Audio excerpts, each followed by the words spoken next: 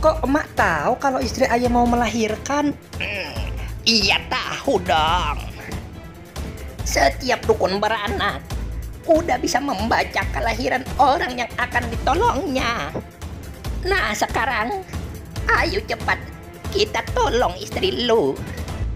Maka Petruk dan Mairot pun segera bersama-sama menuju ke rumah Petruk.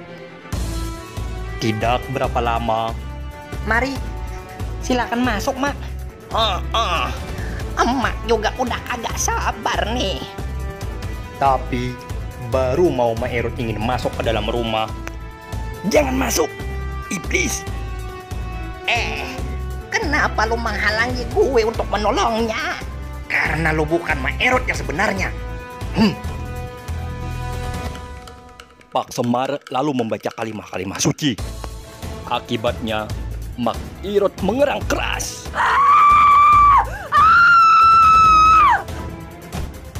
Seketika itu juga, Mairot si dukun beranak itu berubah wujudnya. Kuntilanak. Selanjutnya, Mairot palsu itu melesat.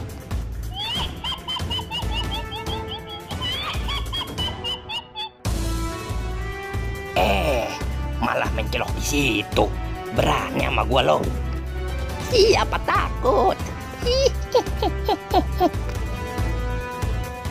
Kemudian, kuntilanak itu menyerang Pak Semar. Rasakan pembalasan gue. Pak Semar pun dengan cepat menangkal murka si kuntilanak sambil mulutnya komat kamit membaca ayat-ayat suci. Belum lagi ayat-ayat itu selesai dibaca, sang kuntilanak sudah menjerit. Wah, panas.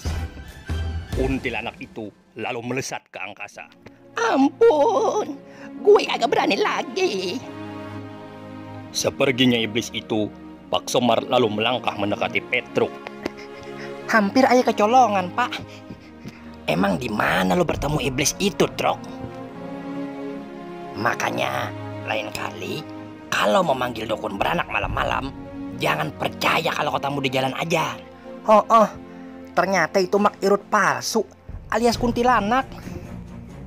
Udah, sekarang tungguin istri lo, biar Mairot gue yang susulin.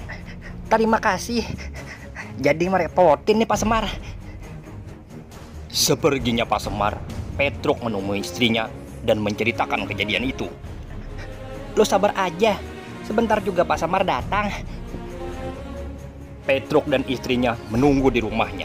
Sementara malam pun terus merayap.